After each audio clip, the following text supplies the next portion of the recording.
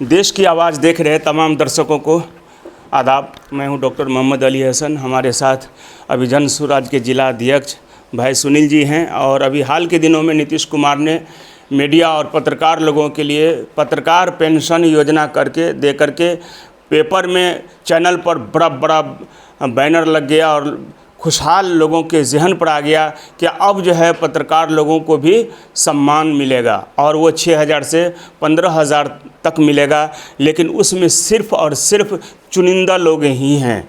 हम सर से थोड़ा जानना चाहते हैं कि ये पत्रकार पेंशन क्या है और आपको जो कुछ भी जानकारी है, क्या ये सरकार की तरफ से ये लॉलीपॉप है या फिर चुनावी शगुफा है, थोड़ा नेताजी इसके बारे में आप थोड़ा सा बताइए। देखिए, ये तो पहला शब्द है ही कि भाई चुनावी शगुफा है ही, लेकिन मैं एक बात बताता हूँ। डॉक्टर लोहिया कहे हुए थे कि डरा हुआ विपक्ष, सोया हुआ पत्रकार, बिका हुआ पत्रकार और सोया हुआ जनता इस देश में जब तक रहेगा तब तक देश की लोकतंत्र महफूज नहीं रहेगी, सुरक्षित नहीं रहेगी।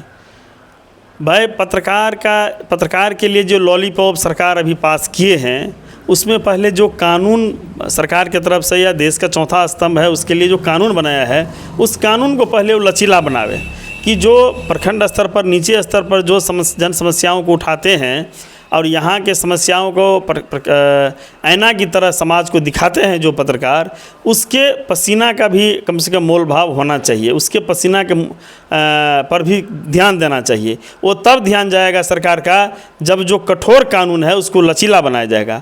मेरा कहने का ये मतलब है कि आज जो प्रिंट मीडिया हो या इलेक्ट्रॉनिक मीडिया हो, जो जिस कंपनी के तहत जो लोग काम कर रहे हैं वो केवल एक चुनाव के समय में केवल एक पहचान पत्र दे दिया जाता है कि भाई आप मेरे प्रेस के अधिकृत तत्काल पत्रकार हैं।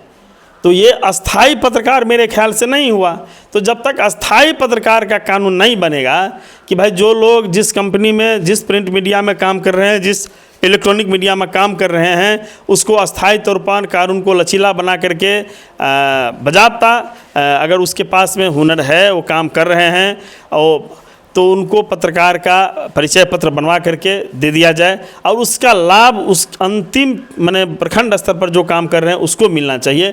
तब होगा कि भाई आपने पत्रकार को ये लाभ दिया, तब आपका जो लॉलीपॉप है ऊपर से चला है अभी 20 साल के बाद, वो कम से कम पत्रकार तक पहुँचेगा। वो भी योजना ऐसा है कि उसके रिटायरमेंट मतलब 60 साल के बाद ये आपको लागू होगा। ये 60 साल के बाद। अरे कोई कंपनी आपको पहले पत्रकार मानेगा तब ना आप 60 साल पूराइएगा और 60 साल के बाद आप लीजिएगा। आपको पत्रकार मानेगा ही नहीं जब तक पत्रकार का पहचान पत्र नहीं देगा, पहचान माने जो उसकी अर्हता होती है उसको पूरा नहीं किया जाएगा, तब तक आप पत्रकार कैसे हुए। आपको तो अभी केवल दे दिया गया है कंपनी की तरफ से कि भाई मान लीजिए, आपको मतलब आपको मैं नहीं बता रहा हूँ, बहुत लोग ऐसे हैं कि जो प्रिंट मीडिया में, इलेक्ट्रॉनिक मीडिया में काम करते हैं, काम वो करते हैं, काम इतना शानदार वो करते हैं कि जो नीचे स्तर पर समाज का जो जन समस्या है उसको बखूबी निभाते हैं, बिल्कुल समाज के आईना की तरह वो दिखाते हैं। लेकिन उनको आज तक हम लोगों को बहुत मित्र है, पत्रकार मित्र हैं, जो बताते हैं कि भाई काम तो हम लोग करते हैं लेकिन उसकी मजदूरी भी नहीं मिल पाती है। तो मजदूरी तो मिलना दूर, उनको ये भी नहीं सर्टिफिकेट दिया था कि भाई आप एज ए बाबूबड़ी प्रखंड के पत्रकार हैं। तो आप ये सुन रहे थे नेताजी से, सरकार से मांग कर रहे हैं कि लचीलापन, जो जितने भी अखबार के रिपोर्टर हैं या चैनल के जितने भी रिपोर्टर हैं या यूट्यूबर हैं, उनके कानून में थोड़ा सा आसान किया जाए ताकि उनको आसानी से ये सरकार का जो भी स्कीम है उसको फ़ायदा मिल सके। और फिर ये पेंशन कह करके किया है, तो ये पेंशन नहीं बल्कि उसको अभी से मिलना चाहिए। ये पेंशन क्या होता है, 60 साल के बाद मिलेगा। ये 60 साल का ये पेंशन नहीं बल्कि ये योजना अभी से मिलना चाहिए। और अभी हाल के दिनों में कैबिनेट भी हुआ है, 6,000 से 15,000 किया है। तो सरकार से हम तमाम पत्रकार लोगों की तरफ से सरकार से गुजारिश है कि इस कानून में थोड़ा सा आसान किया जाए, लचीला किया जाए ताकि इसका फ़ायदा आम पत्रकार लोगों तक पहुंच सके। शुक्रिया, मुझे इजाज़त दीजिए, आदाब।